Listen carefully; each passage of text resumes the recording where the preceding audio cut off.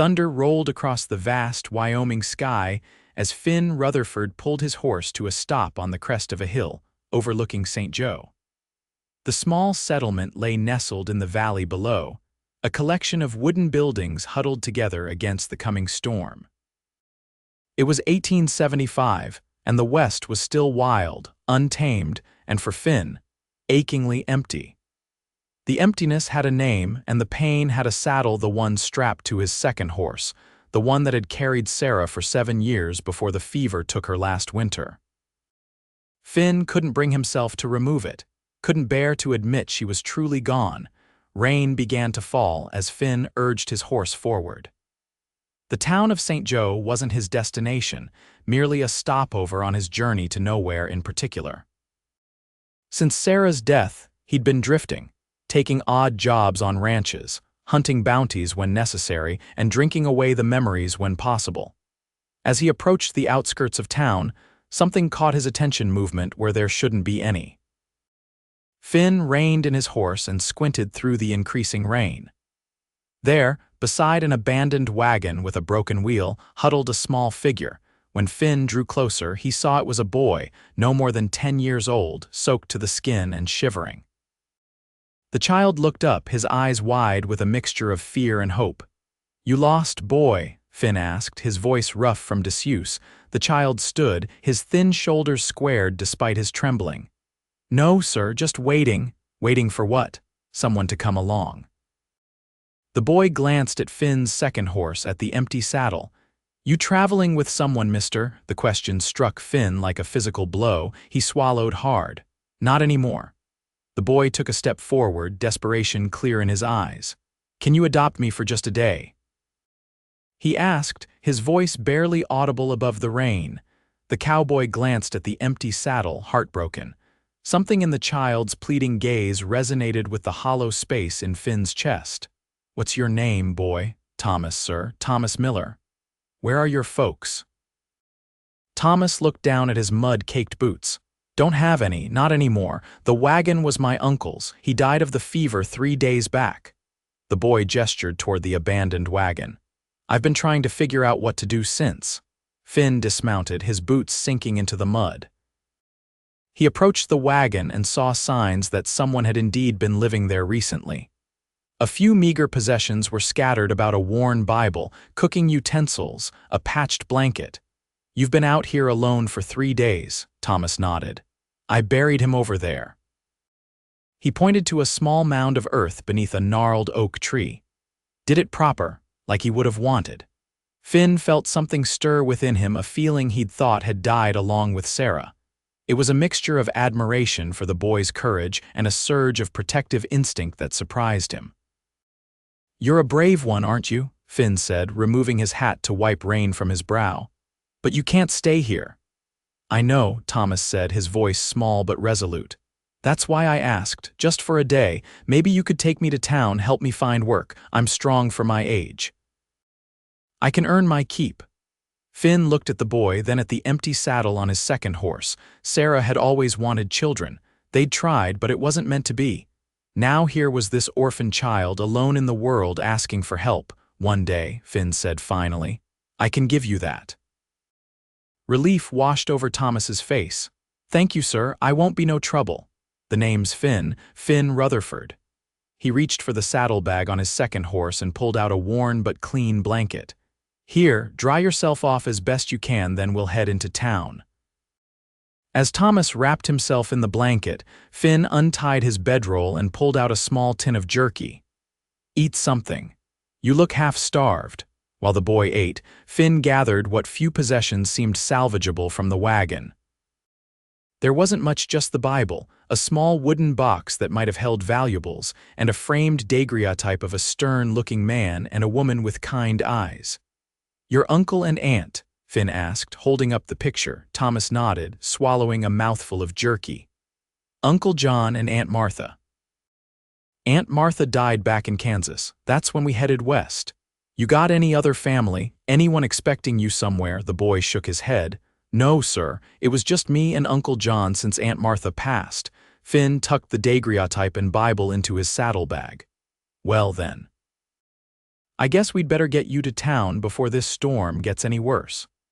He helped Thomas onto Sarah's horse, his heart constricting at the sight of someone finally sitting in that saddle again. The boy was light, too light, and Finn made a mental note to make sure he got a proper meal once they reached St. Joe. The rain intensified as they rode, but Thomas didn't complain. He sat straight in the saddle, his eyes forward, occasionally glancing at Finn with a mixture of gratitude and uncertainty. They reached St. Joe just as darkness was falling. The main street was mostly deserted due to the storm, but lanterns glowed warmly through the windows of the various establishments. Finn headed straight for the hotel, a two-story wooden structure with a sign proclaiming it the Frontier Rest. Inside, a plump woman with graying hair looked up from behind the counter. "My word, you two look like drowned rats. Come in, come in." "We need a room," Finn said, removing his hat. "2 beds if you got it." The woman's eyes darted between Finn and Thomas. "Your boy." Before Finn could respond, Thomas spoke up. "He's adopted me for a day, madam." The woman's eyebrows rose, but she quickly masked her surprise. "Has he now? Well, isn't that something? I'm Mrs. Willows, proprietor of this establishment." "Finn Rutherford," Finn said, extending a hand. "And this is Thomas Miller." Mrs. Willows shook Finn's hand, then smiled warmly at Thomas. "Pleased to meet you, young man. I've got a room with 2 beds on the 2nd floor, $2 for the night." Finn paid, and Mrs. Willows handed him a key. "Room 4, top of the stairs, first door on your right. There's hot water for washing up, and I can have some stew sent up if you're hungry." "That would be much appreciated," Finn said, realizing he was starving. "For both of us." As they climbed the stairs, Thomas whispered, $2 is a lot." "Don't worry about it," Finn replied. "You're part of the deal now, at least for tonight." The room was simple but clean: 2 narrow beds with iron frames, a washstand with a pitcher and basin, a small table with a lamp, and a window overlooking the main street. Finn dropped their few belongings on the table and gestured to the washstand. "Clean up first, then we'll eat." While Thomas washed his face and hands, Finn stood by the window, watching the rain hammer against the glass. He could see his reflection, a tall man with a weathered face, dark beard streaked with early gray, and eyes that had seen too much. Behind him, Thomas's reflection appeared, small but somehow determined. "Mr. Rutherford?" Thomas asked. "Just Finn is fine." "Finn, then." "I just wanted to say thank you again. I know you didn't have to stop." Finn turned from the window. "No need to thank me, we all need help sometimes." A knock at the door announced the arrival of their dinner: 2 bowls of thick beef stew, a loaf of fresh bread, and 2 mugs of hot coffee. Mrs. Willows herself had brought it up. "I added some extra meat for the boy," she said in a low voice to Finn. "He looks like he could use it." "Much obliged," Finn replied. They ate in silence, Thomas devouring his food with the hunger of someone who hadn't had a proper meal in days. Finn watched him, memories of his own childhood surfacing, of his father teaching him to ride, to hunt, to survive in this harsh land. "Tomorrow," Finn said as Thomas scraped the last bit of stew from his bowl, "we'll see about finding you a place here in town. There's bound to be someone who could use a strong lad like yourself."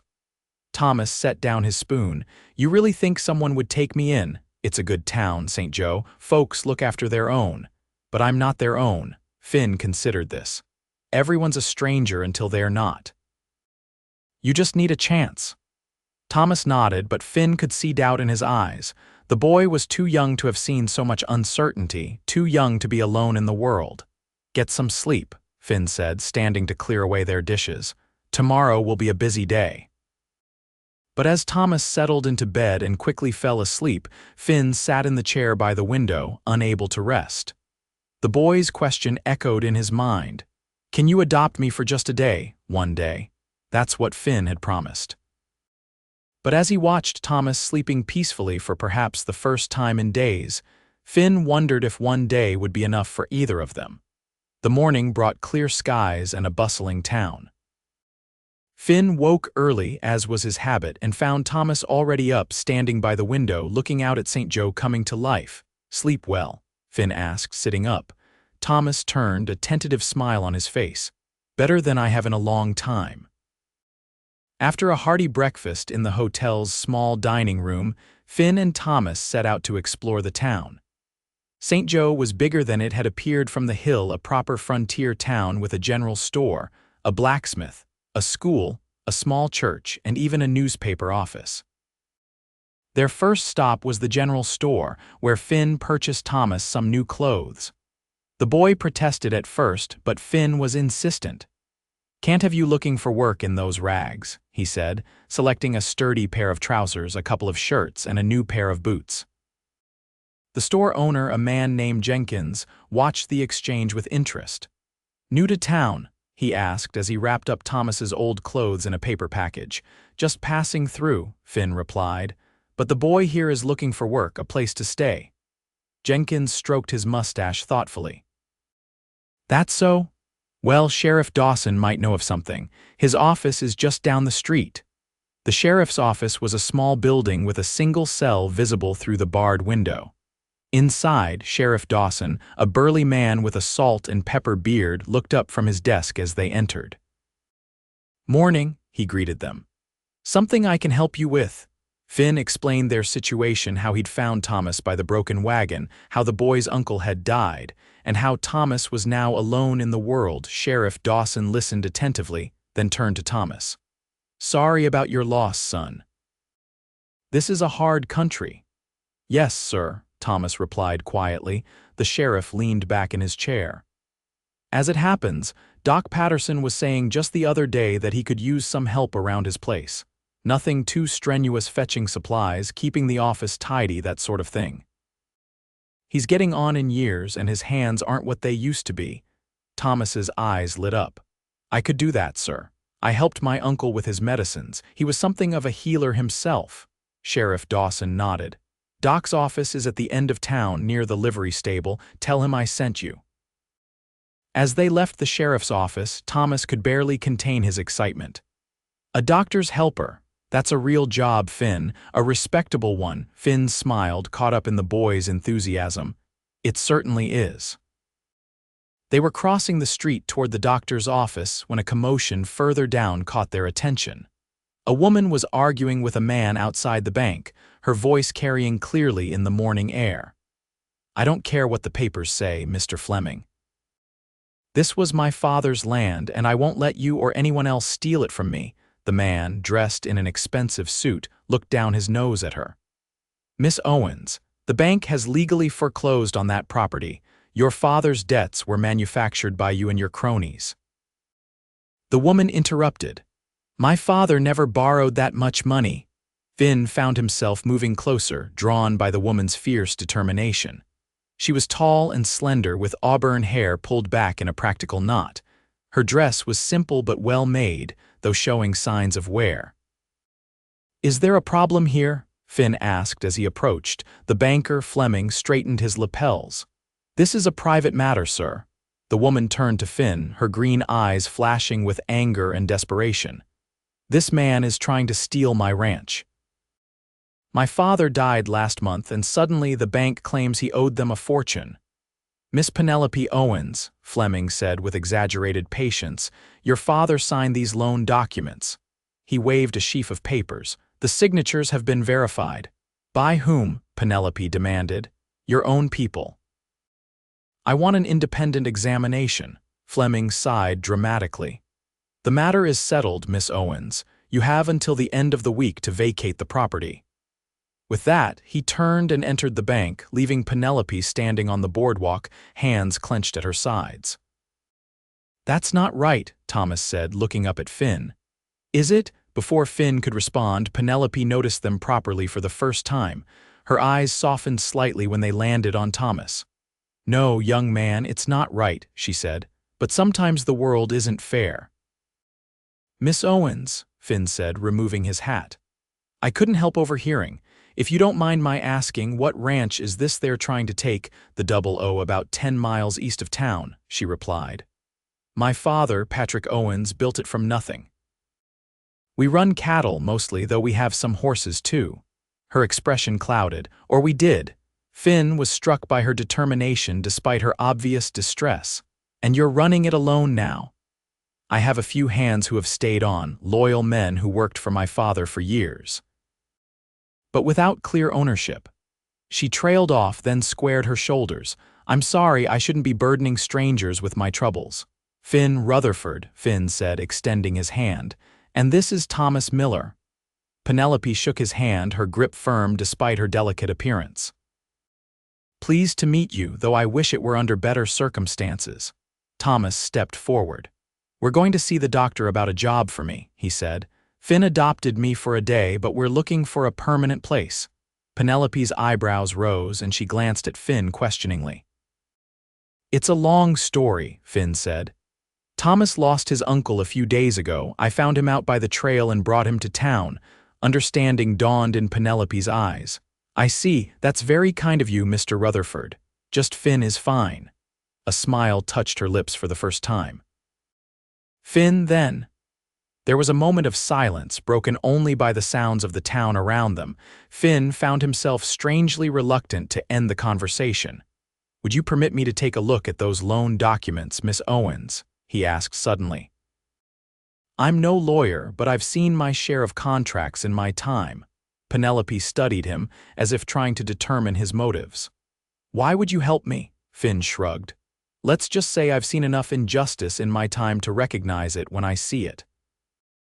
After a moment's consideration, Penelope nodded. "I'd appreciate another pair of eyes. I've been staring at those papers until the words blur together." She glanced at the sun's position.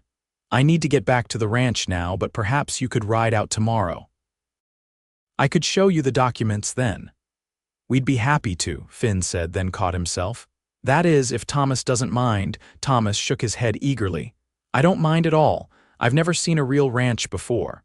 Penelope smiled at the boy, a genuine smile that transformed her face. "Then it's settled. The Double O is east of town. Follow the creek for about 8 miles, then take the North Fork. You can't miss it. There's a big arch with the brand over the entrance." As she turned to leave, Thomas called after her, "Miss Owens, don't worry, Finn will help you. He's good at helping people." Penelope looked back, her gaze meeting Finn's. "I hope you're right, Thomas." After she had gone, Thomas looked up at Finn. "We are going to help her, aren't we?" Finn watched Penelope's retreating figure, a strange sensation stirring in his chest. "Yes, Thomas. I believe we are." Their visit to Doc Patterson went better than Finn had dared hope. The doctor, an elderly man with kind eyes and a no-nonsense manner, took an immediate liking to Thomas. After a brief discussion and a few questions to test Thomas's knowledge of basic medicines, Doc Patterson offered him a position as his assistant. "The boy can stay in my spare room," Doc Patterson told Finn. "It's small, but it's clean and warm. I'll see that he gets to school too. Can't have an ignorant assistant after all." Relief washed over Finn. This was more than he'd expected, not just a job, but a home and an education for Thomas. "What do you think?" Finn asked the boy. Thomas looked from Finn to the doctor, his expression serious. "I'm very grateful, sir," he told Doc Patterson. But, the doctor prompted. Thomas glanced at Finn. "Finn and I are going to help Miss Owens with her ranch tomorrow. Could I maybe start the day after?" Doc Patterson chuckled. "I suppose one more day won't make much difference. You can start the day after tomorrow." As they left the doctor's office, Finn felt a curious mixture of emotions: satisfaction at having found Thomas a good situation, but also an unexpected pang at the thought of parting ways with the boy so soon. "You didn't have to come with me tomorrow," Finn said as they walked back toward the hotel. "Doc Patterson seemed eager to have you start right away." Thomas kicked at a stone on the path. "I know, but I want to help Miss Owens too, and—" he hesitated. "And I'm not ready for our day to be over yet." Finn felt a lump form in his throat. "Well, I did say a day." "I suppose that means a full 24 hours at least." Thomas grinned up at him, relief evident in his expression. "Exactly. That's what I figured too."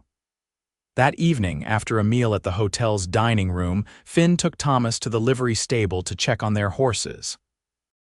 The stable boy had cared for them well, and Finn's mount, a sturdy bay gelding named Buck, nickered in greeting.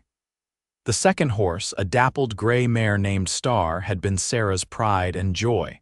She seemed to take an interest in Thomas, nuzzling his pockets for treats.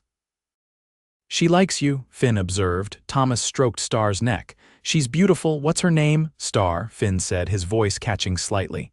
"She belonged to my wife."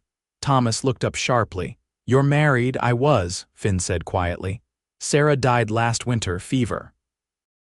Understanding dawned in Thomas's eyes.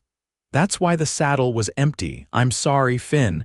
Finn nodded, unable to speak for a moment. It was the first time he'd talked about Sarah to anyone since her death. "She would have liked you," he said finally. "Sarah always had a soft spot for strays." Thomas continued stroking Star, a thoughtful expression on his face. "Is that why you helped me? Because I reminded you of a stray?" Finn considered this. "Maybe partly, but mostly, I think, because you reminded me that there's still goodness in the world, courage too. It takes courage to bury your uncle and then wait by the side of the road, hoping someone decent will come along." "I didn't feel brave," Thomas admitted. "I was scared." "Bravery isn't about not being scared," Finn said. "It's about doing what needs doing despite being scared." They stood in companionable silence for a while, the horses content with their presence. Eventually, Finn suggested they return to the hotel. As morning would come early, back in their room, Thomas sat on his bed, fidgeting with the edge of the blanket. "Finn, what do you think will happen to Miss Owens and her ranch?" Finn, who had been cleaning his revolver, looked up. "I don't know yet. I need to see those loan documents first." "But you'll help her, won't you?" "I'll try," Finn promised. "But Thomas, you should know I'm just passing through." "I don't plan to stay in St. Joe for long." Thomas nodded, his expression serious.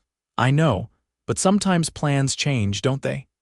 Finn didn't have an answer for that. The next morning dawned bright and clear, perfect for their ride to the 00 Ranch. After breakfast, they collected their horses from the livery and set out east from town, following Penelope's directions. The Wyoming landscape stretched out before them, vast and beautiful. Spring wildflowers dotted the prairie, and in the distance, mountains rose against the sky. Thomas sat easily in Sarah's saddle, as if he'd been born to ride. He peppered Finn with questions about the land, the wildlife, and ranching, his curiosity seemingly boundless.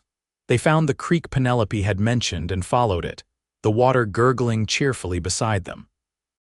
When they reached the fork, they took the north branch as instructed. Within an hour, the 00 came into view.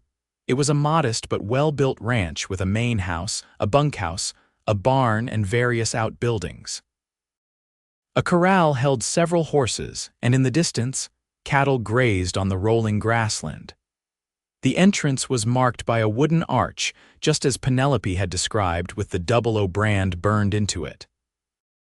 As they rode under the arch, a ranch hand approached, his hand resting casually near his holstered gun.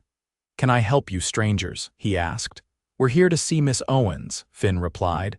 "She's expecting us. Name's Finn Rutherford, and this is Thomas Miller." The ranch hand relaxed slightly. "Miguel Cortez," he introduced himself. "I'll take you to the house." Miguel led them to the main house, a solid structure built of logs with a wide porch running along the front. Penelope appeared in the doorway as they dismounted, dressed in practical riding clothes, trousers, boots, and a man's shirt with her hair braided down her back. The outfit should have made her look mannish, but instead, it emphasized her natural grace and strength. "You came," she said, a smile lighting her face. "I wasn't sure you would." "We said we would," Thomas replied, jumping down from Star's back. "And Finn always keeps his word." Penelope's gaze shifted to Finn, a question in her eyes. "The boy has a high opinion of me," Finn said, removing his hat. "I'll try not to disappoint him." Penelope invited them inside, where the interior of the house was as practical and well-maintained as the exterior. A large main room served as both living area and dining room, with a stone fireplace at one end. Doorways led off to what Finn assumed were bedrooms and a kitchen. "It's not fancy," Penelope said, following his gaze, but it's home. It's wonderful, Thomas breathed, looking around in awe. You live here all alone. Not alone, Penelope replied. Miguel and his wife, Elena, live in the bunkhouse. Elena helps in the house and Miguel manages the hands, though we've had to let most of them go since. She trailed off, then straightened her shoulders. Well, since my father died and this business with the bank started. She crossed to a desk in the corner of the room and retrieved a stack of papers. These are the loan documents the bank claims my father signed, she said, spreading them on the dining table. I've gone over them a dozen times, but I can't find any obvious forgery or fraud, just the feeling that something isn't right. Finn sat at the table and began to examine the documents carefully. The loan was substantial enough to buy a small herd of prime cattle, and according to the papers, Patrick Owens had put up the ranch as collateral. When did your father supposedly take out this loan? Finn asked, noting the date on the papers. 3 months ago, Penelope said, sitting across from him. That's part of what doesn't make sense. We weren't in financial trouble, the ranch was doing well. My father had no reason to borrow such a large sum. Thomas, who had been looking at the documents over Finn's shoulder, pointed to a notation on one page. What's this about improvements and expansion? Penelope leaned forward to see where he was pointing. That's the stated purpose of the loan, to make improvements to the ranch and expand our herd.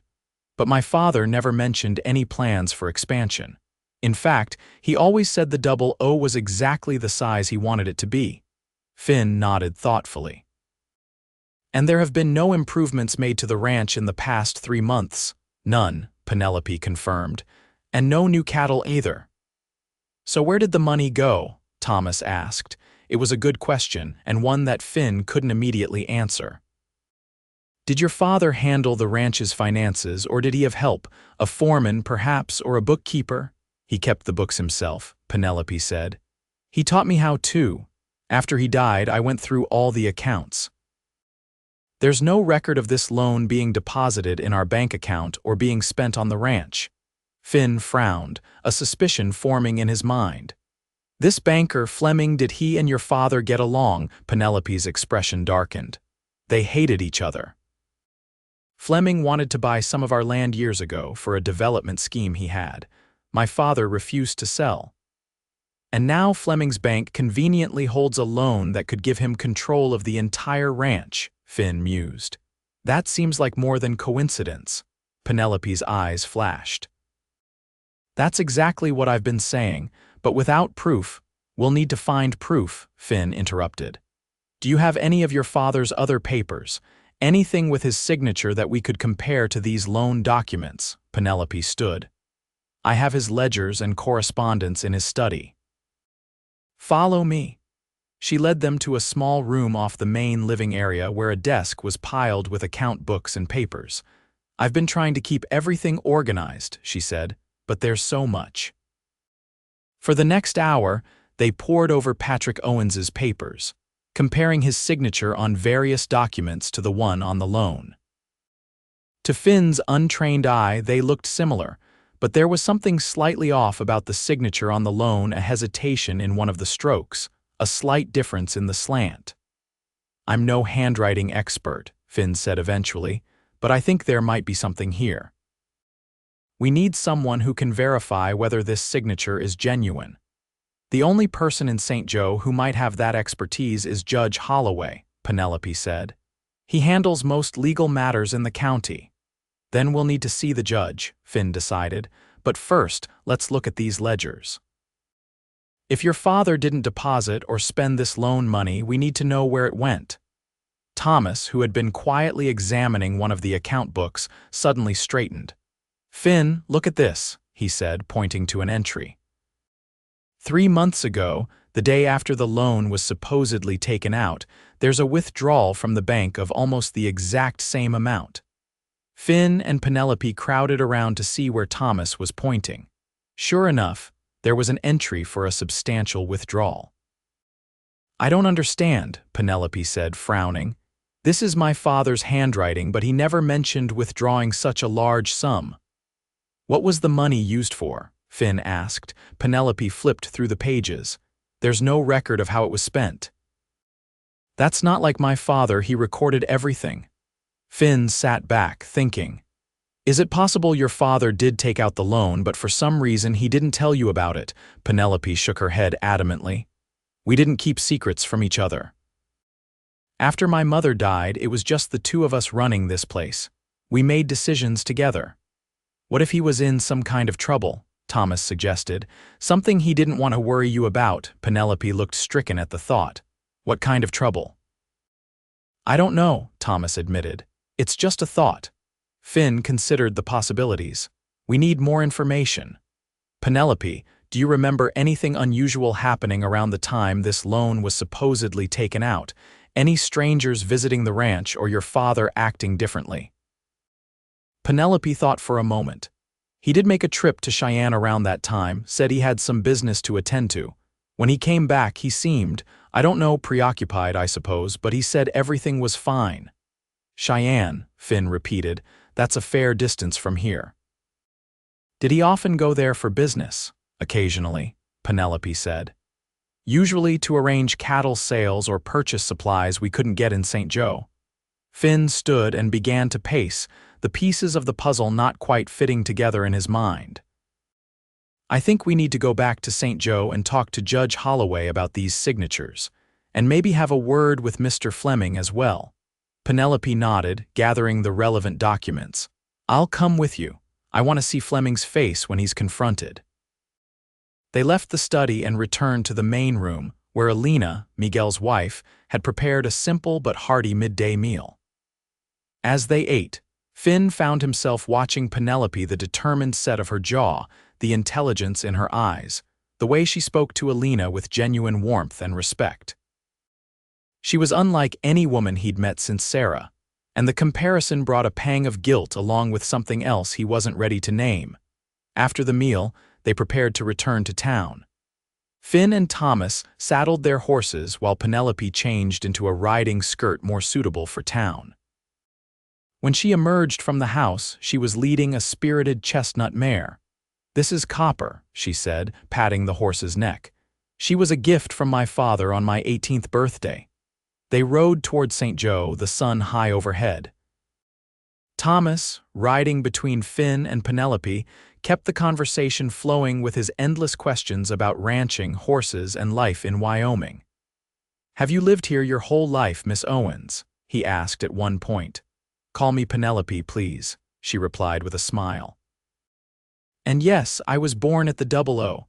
My father came west after the war between the states and built the ranch from nothing.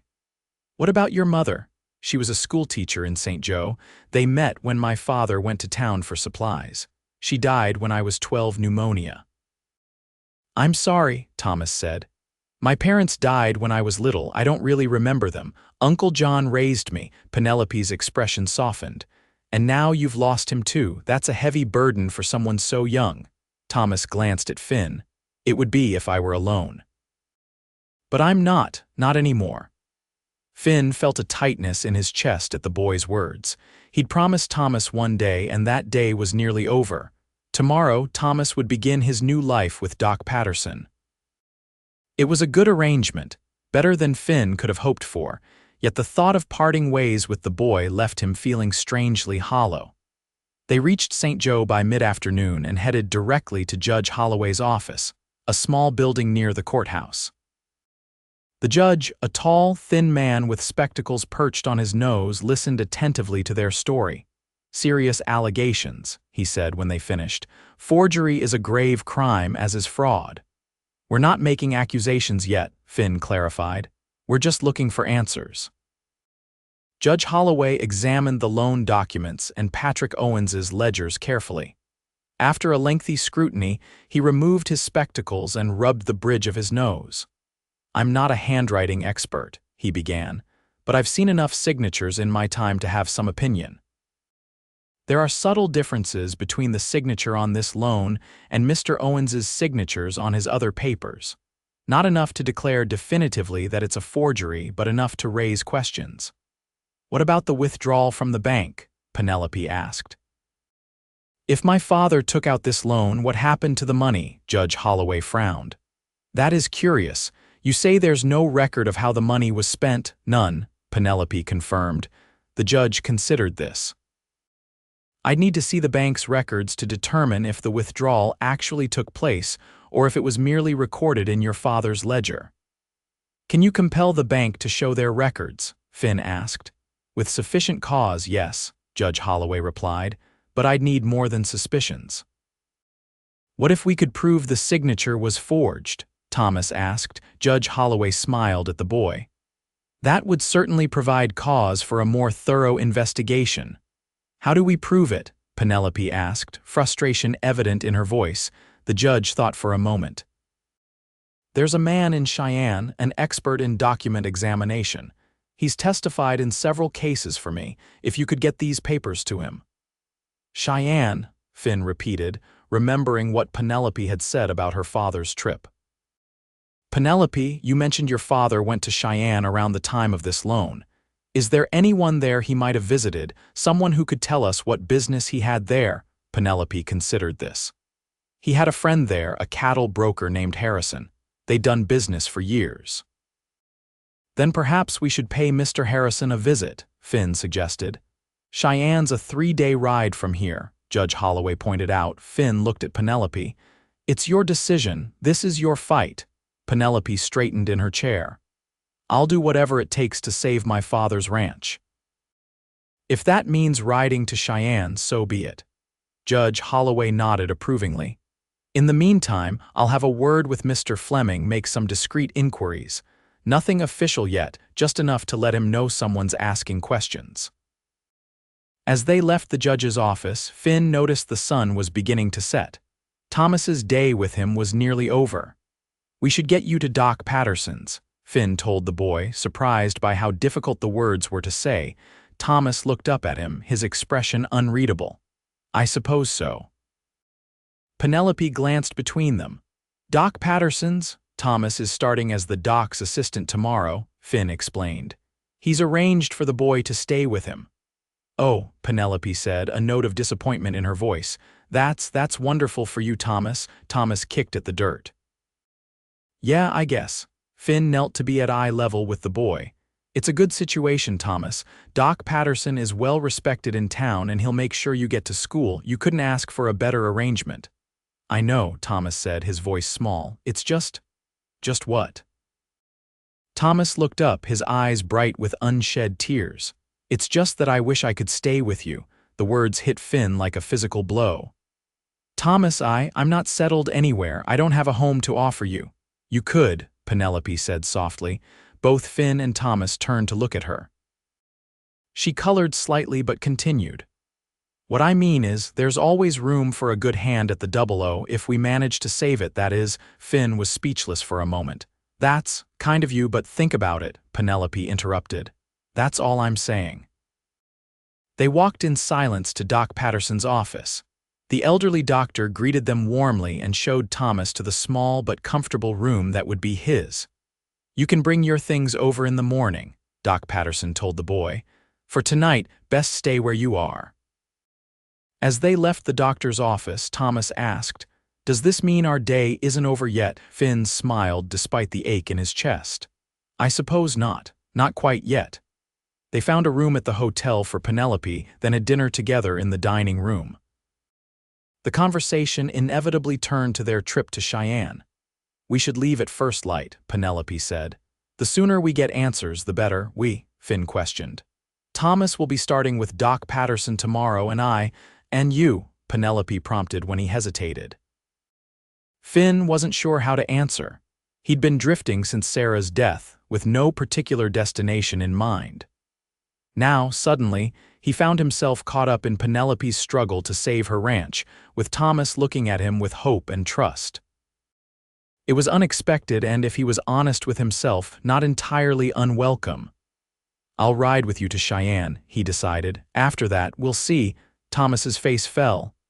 So I won't see you again. Of course you will, Finn assured him. We'll be back in a few days. Promise? I promise. Later, as they prepared for bed in their hotel room, Thomas sat on the edge of his bed watching Finn clean his gun. Finn, he asked hesitantly. What's going to happen after you and Miss Penelope get back from Cheyenne? Finn set the gun aside. That depends on what we find there. But if you help her save her ranch, then what? Finn sighed. Thomas, I don't know, I haven't thought that far ahead. Do you like her? Thomas asked, his directness catching Finn off guard. Penelope, she's a fine woman, strong, determined. That's not what I asked. Finn looked at the boy, surprised by his perception. I barely know her, Thomas, but you're willing to ride 3 days to Cheyenne to help her. I'm willing to help someone who's being wronged, Finn corrected. It's the right thing to do. Thomas nodded, but Finn could tell he wasn't entirely convinced. I think she likes you, the boy said after a moment. Thomas, and I think you like her too. You look at her the way Uncle John used to look at the picture of Aunt Martha. Finn was silent, not knowing how to respond to that observation. It's okay if you do, Thomas continued. I think Sarah would want you to be happy. Finn felt a lump form in his throat at the mention of Sarah's name. You didn't know Sarah, no, Thomas agreed, but I know you. And you're a good man, Finn. Good men deserve to be happy. With that, Thomas climbed under the covers and closed his eyes, leaving Finn to ponder his words. The next morning arrived all too quickly. Finn and Thomas walked to Doc Patterson's office, where they were met by Penelope, who had come to say goodbye to the boy. You be good for the doctor, she told Thomas, ruffling his hair, and study hard. I will, Thomas promised. And you and Finn be careful in Cheyenne. We will, Finn assured him. Doc Patterson came out to greet them, a friendly smile on his weathered face. All ready for your first day, Thomas? Thomas nodded, though his expression was somber. I've got some patients to see this morning, the doctor continued, but this afternoon I thought we could start your lessons. Basic anatomy first, I think. Yes, sir, Thomas replied politely. There was an awkward moment as none of them seemed to know what to say next. Finally, Finn knelt down to Thomas's level. I meant what I said last night, he told the boy quietly. We'll be back in a few days. This isn't goodbye. Thomas nodded, his eyes bright. I know, and I'll be right here learning to be a doctor's assistant. Finn hesitated, then pulled the boy into a hug. Thomas clung to him for a moment, then pulled away, straightening his shoulders. Go on, he said with forced cheerfulness. You've got a ranch to save. Finn and Penelope collected their horses from the livery and set out for Cheyenne. As they rode away from St. Joe, Finn couldn't help glancing back, half expecting to see Thomas watching them leave. But the street was empty, the town going about its business as usual. He'll be all right, Penelope said, noticing Finn's backward glance. Doc Patterson is a good man. I know, Finn replied. It's just... He got under your skin, Penelope finished for him, in just a day. Finn nodded, surprised by how accurately she described his feelings. I only meant to help him find a place in town. I didn't expect to care so much. Penelope suggested when he trailed off, something like that. They rode in companionable silence for a while, the Wyoming landscape stretching out around them. Eventually, Penelope asked the question that had been on her mind. What happens after Cheyenne, Finn? After we've done whatever we can about my ranch, Finn considered his answer carefully. I'm not sure, he admitted. I've been drifting since Sarah died, no particular destination in mind. And now, Finn looked at her, struck again by her direct gaze, her quiet strength. Now I'm not so sure that drifting is what I want anymore. Penelope smiled, a small, hopeful smile that made something stir in Finn's chest. I'm glad to hear that, she said simply. The journey to Cheyenne was long but relatively uneventful. They camped under the stars, sharing stories around the campfire. Penelope told Finn about growing up on the Double O, learning ranching from her father, and how she'd fought to be taken seriously in a world dominated by men. Finn, in turn, shared stories of his life with Sarah, their dreams of a family, and the emptiness that had followed her death. I'm sorry, Penelope said on the second night as they sat by the fire. About Sarah. She sounds like she was a remarkable woman. She was, Finn agreed. She had this way of seeing the good in everything, even the hardest parts of life out here. Is that why you've kept her saddle all this time, as a way of keeping her with you?" Finn nodded, surprised by Penelope's insight. "I couldn't bring myself to remove it. It felt too final." "And now?" Penelope asked gently. "Now that Thomas has been riding in it," Finn considered this. "It feels right, somehow. Like it's being put to use again the way Sarah would have wanted." Penelope reached across the fire and briefly touched his hand, a gesture of understanding that required no words. They reached Cheyenne on the afternoon of the third day. The territorial capital was a bustling city compared to St. Joe, with brick buildings, proper streets, and a sense of permanent establishment that the smaller town lacked. Their first stop was the office of Robert Harrison, the cattle broker Penelope's father had known.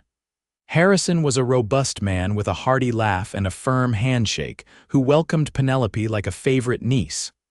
"Patrick's girl," he exclaimed when she introduced herself. "Look at you, all grown up and running the 00. Your father would be proud." When Penelope explained the purpose of their visit, Harrison's expression grew serious.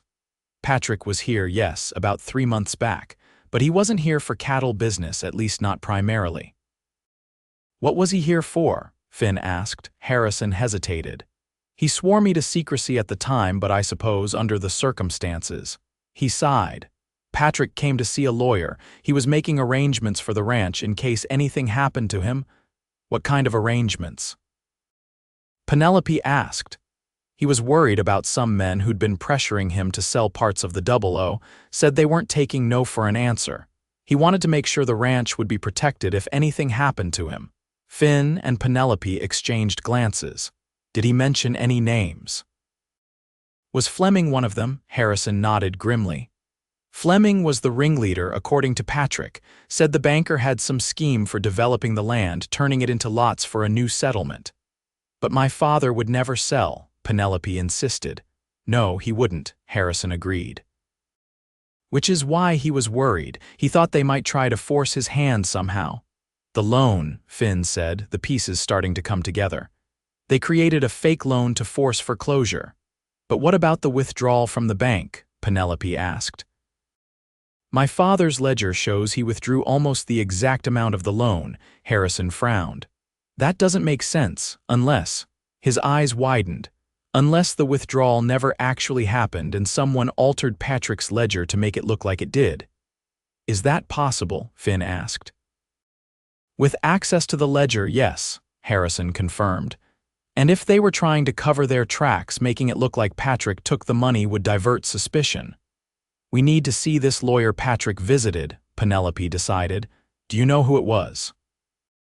"Jefferson Abernathy," Harrison replied. "His office is just down the street. I'll take you there now if you like." Abernathy turned out to be a distinguished-looking man with silver hair and a grave demeanor. When Harrison explained who they were and why they had come, the lawyer invited them into his private office. "I remember Patrick Owens well," Abernathy said, once they were seated. "A straightforward man with a clear sense of right and wrong." "Mr. Abernathy," Penelope began, "we believe my father's ranch is being stolen through fraudulent means. We need to know what business he had with you." The lawyer studied her for a moment, then nodded. "Under normal circumstances, I would be bound by confidentiality.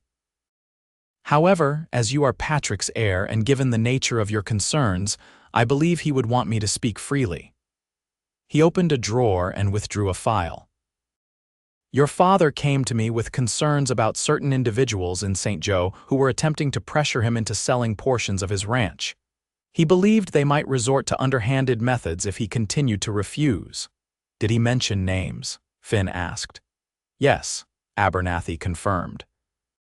"A banker named Fleming was prominently mentioned, along with 2 associates, a man named Greaves, who apparently has mining interests, and another named Webster, a speculator of some sort." "What did my father do about these concerns?" Penelope asked. "He asked me to draw up several legal documents," Abernathy replied. "First, a will leaving the ranch to you outright with no encumbrances. Second, a detailed statement of his financial affairs, noting that he had no outstanding loans or debts. And third, a document explicitly stating that he had no intention of selling any part of the Double O, regardless of any pressure or offers. "Do you have copies of these documents?" Finn asked, feeling a surge of hope. "I do," Abernathy confirmed, removing several papers from the file. "Your father took the originals, but I kept copies, as is my practice." Penelope leaned forward eagerly. "May we see them?" Abernathy handed her the documents. The will was straightforward, leaving everything to Penelope. The financial statement clearly indicated that as of 3 months ago, Patrick Owens had no significant debts. And the third document, as Abernathy had described, was an explicit refusal to sell any part of the ranch. "This is exactly what we needed," Finn said, relief evident in his voice.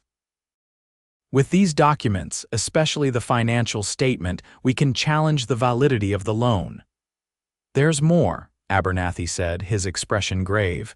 "Your father also left a sealed letter to be opened only if anything suspicious happened to him." Penelope looked up sharply. "Suspicious?" Abernathy nodded. He was concerned that these men might go beyond legal means to get what they wanted. "My father died of a heart ailment," Penelope said, her voice unsteady. "At least, that's what the doctor said." "Was Doc Patterson the physician who attended him?" Finn asked. Penelope shook her head. "No, Doc Patterson was away at a medical conference. It was a doctor from Rawlins, someone I didn't know. He happened to be passing through." Finn exchanged a glance with Abernathy. "A convenient coincidence," the letter, Penelope said, her voice stronger now. "May I see it?" Abernathy hesitated. "Your father was very specific about the circumstances under which it should be opened. He said it contained accusations that, if made public without proper evidence, could be dangerous." "Mr. Abernathy," Finn said firmly, "we have reason to believe Patrick Owens was the victim of fraud at the very least. If there's any chance his death wasn't natural, we need to know." After a moment's consideration, Abernathy nodded and withdrew a sealed envelope from the file. "This is it." Patrick left it with explicit instructions that it was to be opened only if there was reason to believe he had been the victim of foul play. With trembling hands, Penelope broke the seal and unfolded the letter. As she read, her face paled and her hands began to shake more violently. Finn moved to her side, concerned. "Penelope, what is it?" She handed him the letter, seemingly unable to speak. Finn read it quickly, his own expression darkening as he absorbed Patrick Owens's final message. The letter detailed a conspiracy among Fleming, Greaves, and Webster to acquire the water rights that came with the Double O Ranch. According to Patrick, they had discovered a significant silver deposit on adjacent land, but needed the water from Double O Creek to process the ore. When Patrick refused to sell, they had begun threatening him, first subtly, then more openly. The letter named specific instances, dates, and witnesses to these threats. Most disturbing of all, Patrick expressed fear that they might attempt to poison him, making it look like natural causes. He named a substance, arsenic, that could mimic the symptoms of a heart condition if administered in small doses over time. "We need to have your father's body exhumed," Finn said grimly. "If he was poisoned, there might still be evidence." Penelope nodded, her face set in determination despite her obvious distress. "Yes, and we need to get back to St. Joe as soon as possible if Fleming realizes we're onto him. He might destroy evidence," Finn finished, "or worse, come after you."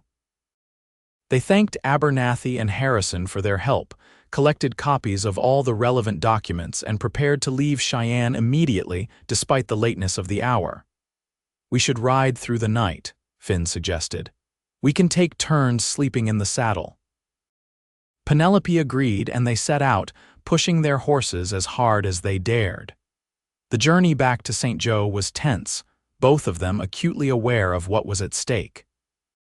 They spoke little, each lost in their own thoughts, but there was a new understanding between them, a bond forged by shared purpose and growing trust.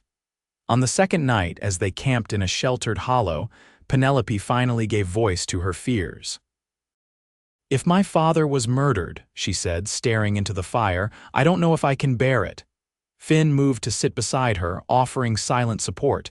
"We don't know for certain yet," he reminded her gently. "But it makes sense," she insisted. The mysterious doctor from Rawlins, the timing of it all, right after he'd taken steps to protect the ranch legally. "We'll find the truth," Finn promised. "And if Fleming and his associates are responsible, they'll pay for it." Penelope turned to look at him, her eyes reflecting the firelight. "Why are you doing this, Finn? You barely know me. This isn't your fight." Finn considered his answer carefully. Maybe it wasn't at first, but now. He hesitated, then continued. "Now I find I care what happens to you and to your ranch. And to Thomas, back in St. Joe, who's probably wondering if we're ever coming back." "Do you think he's all right?" Penelope asked, concern evident in her voice. "I think Doc Patterson will take good care of him," Finn replied. "But I promised we'd be back, and I intend to keep that promise." Penelope reached out and took his hand, a gesture that felt both natural and momentous. "Thank you," she said simply, "for everything." They rode into St. Joe on the afternoon of the third day, tired but determined. Their first stop was Judge Holloway's office, where they presented all the evidence they had gathered in Cheyenne. The judge read through the documents with growing concern. "This is very serious," he said when he had finished. "If what Patrick Owens claims in this letter is true, we're looking at fraud, forgery, conspiracy, and possibly murder." "We need to exhume my father's body," Penelope said firmly. "To test for arsenic." Judge Holloway nodded. "I'll issue the necessary orders. In the meantime, I'll have Sheriff Dawson bring in Fleming, Greaves, and Webster for questioning." "Be careful," Finn warned. "They're dangerous men and they have a lot to lose." "I appreciate your concern, Mr. Rutherford, but I've dealt with dangerous men before," the judge assured him. "Sheriff Dawson and his deputies are capable." As they left the judge's office, Penelope turned to Finn. "I want to see Thomas. Let him know we're back." Finn nodded, realizing how much he wanted to see the boy too. "Doc Patterson's office should be our next stop then." They found Thomas in the doctor's office, carefully organizing bottles of medicine on a shelf. When he saw them, his face lit up with joy. "You're back," he exclaimed, rushing to greet them. "I knew you would be."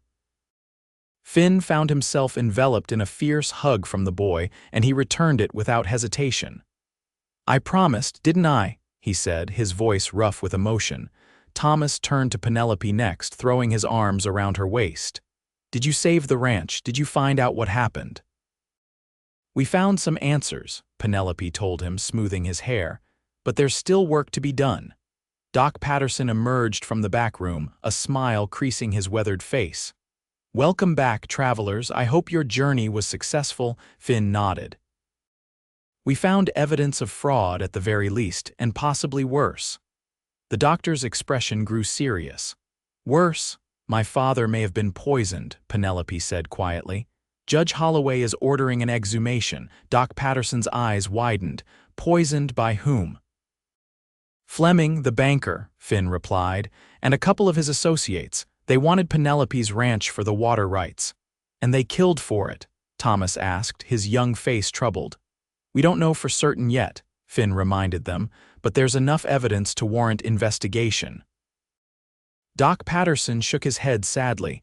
"I've never much liked Fleming, but I wouldn't have thought him capable of murder." "People can surprise you," Penelope said grimly. "Especially when there's money involved." The doctor nodded thoughtfully. "Well, while we wait for the judge's investigation, why don't you both rest here? You look exhausted. I can examine the body myself once it's exhumed. I have some experience with toxicology." Grateful for the offer, Finn and Penelope accepted. Thomas insisted on showing them everything he had learned in their absence, proudly demonstrating his knowledge of basic medicines and treatments. "Doc Patterson says I have a natural talent," he told them. "He says I might be a real doctor someday if I study hard." "I believe it," Finn said, genuinely impressed by the boy's enthusiasm and quick learning. As evening approached, Sheriff Dawson arrived at the doctor's office, his expression grave. "Judge Holloway sent me," he said. "Fleming and Webster have been arrested, but Greaves got wind of it and fled." I have deputies searching for him, but I thought you should know he was heard making threats against Miss Owens before he disappeared. Finn's hand instinctively moved to his gun. Penelope shouldn't be alone until Greaves is caught. I agree, the sheriff said. I can post a deputy at the hotel. She'll stay at the 00, Finn interrupted. With me. It's more defensible than a hotel room, and Miguel is a good hand with a rifle. Penelope looked at him, surprised but not displeased. Are you appointing yourself my protector, Mr. Rutherford? If you'll have me, Finn replied, holding her gaze. Something passed between them in that moment, an understanding that went beyond words. Penelope nodded, her expression softening. I'd be grateful for the company. What about me? Thomas asked, his voice small. Can I come too? Finn hesitated, looking to Doc Patterson. The elderly doctor smiled. I think I can spare my assistant for a day or two. Family matters take precedence after all. Family.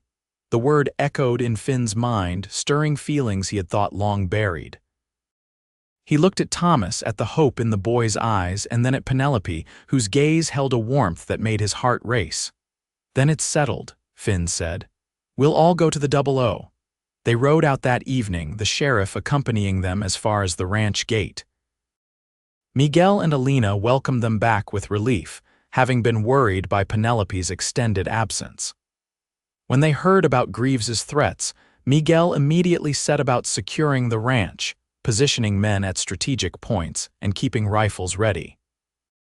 That night, after a simple but satisfying meal prepared by Alina, they gathered in the main room. Thomas, exhausted from the excitement of the day, fell asleep on the sofa. Finn carried him to one of the spare bedrooms, tucking him in as if he'd been doing it for years rather than days. When he returned to the main room, Penelope was standing by the window, gazing out at the starlit ranch. Finn joined her, their shoulders almost touching.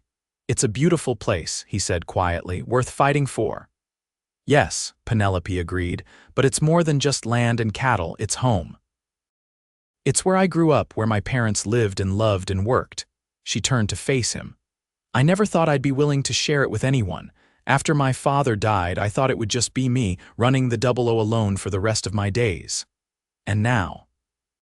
Finn asked, his voice barely above a whisper. Penelope's gaze was steady, unflinching.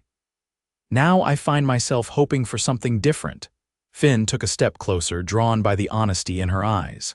Penelope, a shot rang out, shattering the window beside them. Finn reacted instinctively, pulling Penelope to the floor and covering her with his body as glass rained down around them. Are you hit? He demanded, his heart pounding. No, she gasped. I'm fine. Finn reached for his gun just as Miguel burst into the room, rifle in hand. Miss Penelope, are you all right? We're unhurt, Finn assured him. Someone's out there. Thomas appeared in the doorway, wide-eyed and frightened. What happened? Stay back, Finn ordered. Get away from the windows.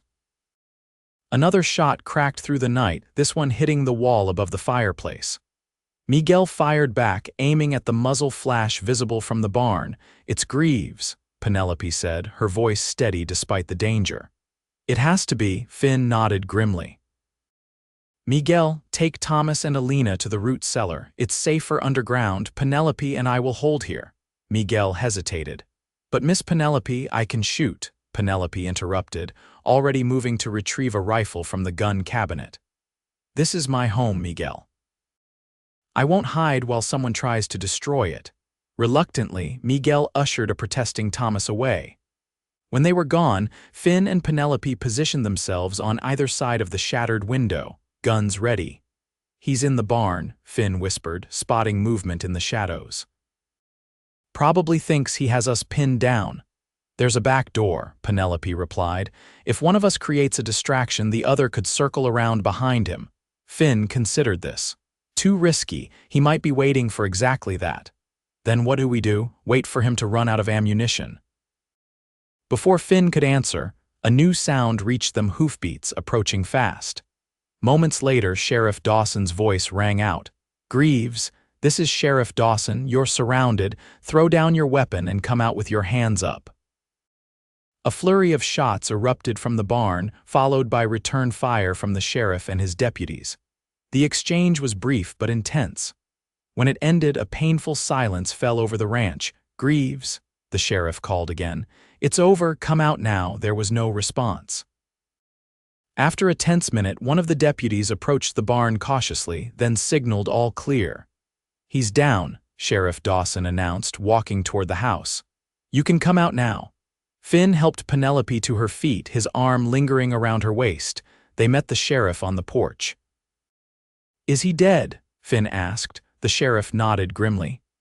"Took 2 bullets, but before he died, he confessed. Said Fleming was the mastermind, but they all agreed to the plan, forge the loan documents, poison Patrick Owens slowly over time, then foreclose on the ranch." Penelope closed her eyes briefly, a mixture of grief and vindication washing over her face. "So my father was murdered." "Yes, Miss Owens, I'm sorry." The sheriff removed his hat respectfully. "If it's any consolation, Fleming and Webster will hang for this. We have Greaves's deathbed confession, and with the evidence you brought back from Cheyenne, it's an open and shut case." Thomas and Miguel emerged from the root cellar, the boy rushing to Finn and Penelope's side. "Is it over?" he asked. "Is the bad man gone?" "It's over," Finn assured him, placing a hand on his shoulder. "The ranch is safe now." The next few days passed in a blur of activity. Doc Patterson exhumed Patrick Owens's body and confirmed the presence of arsenic. Fleming and Webster faced a swift trial, were convicted of murder and fraud, and sentenced to hang. Judge Holloway officially cleared all claims against the 00 Ranch, ensuring it remained Penelope's free and clear. Through it all, Finn stayed at the ranch helping with repairs, working alongside Miguel and the other hands, and spending time with Thomas, who visited whenever he could get away from his duties at the doctor's office. One evening, about a week after the shootout, Finn stood on the porch of the main house watching the sunset. Penelope joined him, 2 cups of coffee in hand. "Penny for your thoughts," she said, offering him one of the cups. Finn accepted it with a smile. "I was thinking about Sarah's saddle," he admitted. "About how it's time to take it off that horse and put it away properly." Penelope studied his face. "Is that a good thing or a bad thing?" "Good, I think," Finn replied. "Sarah's gone. I'll always love her, always remember her, but it's time to stop carrying the empty saddle." Penelope nodded, understanding in her eyes. "And what then, after you've put the saddle away?" Finn turned to face her fully. "That's what I've been thinking about most. What comes next?" "And have you decided?" Penelope asked, her voice soft but steady. "I have," Finn said. "If you'll have me, I'd like to stay here at the 00." Penelope's eyes brightened. "As a ranch hand," Finn shook his head, taking a step closer. "As more than that, I hope, much more." "How much more?" Penelope challenged, though her smile gave her away. "Enough to help you run this place," Finn said, his voice growing serious. "Enough to build a life here with you." He paused, then added, "And with Thomas, if he's willing." Penelope's smile widened. "I think he'd be more than willing." "He adores you, Finn, and—" She hesitated, then continued, "And so do I." Finn set down his coffee cup and took hers, placing it beside his on the porch rail. Then he drew her into his arms, his heart lighter than it had been in more than a year. "I never expected this," he murmured, looking into her eyes. "When I found Thomas by that broken wagon, when he asked if I could adopt him for just a day, I had no idea where that one day would lead." "To here," Penelope said simply. "To us." Finn lowered his head and kissed her, a kiss filled with promise and new beginnings. When they parted, Penelope rested her head against his chest, listening to his heartbeat. "We should tell Thomas," she said after a moment. "About us, about your decision to stay." Finn nodded. "Tomorrow. We'll ride into town together." The next day dawned bright and clear. Finn and Penelope rode side by side into St. Joe, a shared purpose and shared future binding them together. They found Thomas at Doc Patterson's office, carefully measuring herbs under the doctor's watchful eye. "Finn." "Penelope," Thomas exclaimed when he saw them.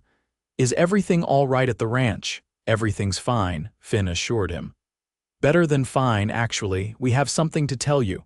Doc Patterson, sensing a private conversation, excused himself tactfully. Once he was gone, Finn knelt to be at Thomas's eye level. "Thomas, I've decided to stay at the Double O," he said. "Permanently?" Thomas's eyes widened. "Really? You're not going to drift anymore?" "No more drifting," Finn confirmed. "I've found where I belong." Thomas glanced between Finn and Penelope, a knowing look beyond his years crossing his face. With Miss Penelope," Finn agreed, reaching back to take her hand. "And if you're willing, with you too?" Thomas frowned, confused. "But I work for Doc Patterson now. I live here." "You do," Penelope said, stepping forward. "And if that's what you want, we'll respect that, but we were hoping.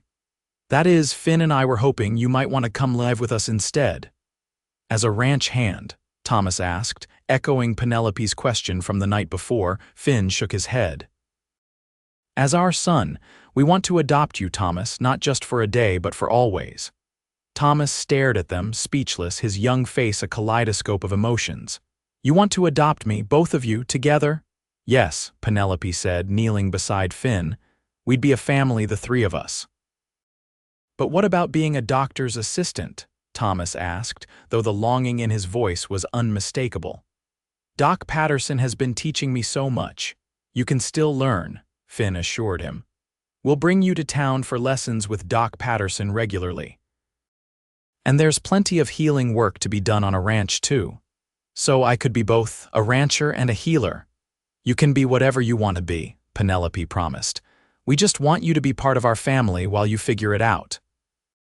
Thomas was quiet for a long moment, his brow furrowed in thought. Then, suddenly, he threw his arms around both of them, pulling them into a group hug. "Yes," he said, his voice muffled against Finn's shoulder. "Yes, I want that more than anything." Doc Patterson, who had been discreetly listening from the doorway, stepped forward with a warm smile. "I think that's a fine arrangement," he said. "The boy can still come for lessons 3 times a week. It's not as if I need full-time help anyway." And so it was settled. Thomas gathered his few belongings, said a grateful goodbye to Doc Patterson, and rode back to the Double O with Finn and Penelope. As they approached the ranch, the setting sun gilded everything in golden light: the house, the barn, the rolling pastures with their grazing cattle. Finn looked at the empty saddle on Star's back, then at Thomas riding beside him, and finally at Penelope, her face alight with happiness.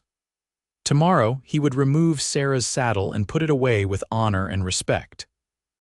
But today he would embrace this new life, this unexpected family that had found him when he wasn't looking. "Home," Thomas said as they rode under the Double O arch. "We're home." Finn reached over and ruffled the boy's hair. "Yes, son, we're home." 2 years later, the Double O was thriving.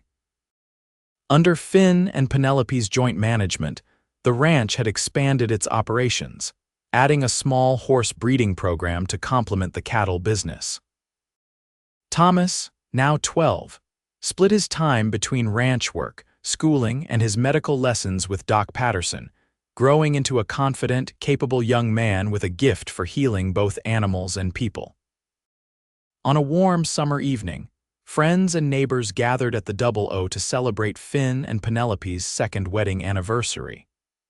The main house was filled with laughter and music, with Doc Patterson playing the fiddle and Sheriff Dawson demonstrating an unexpected talent for storytelling.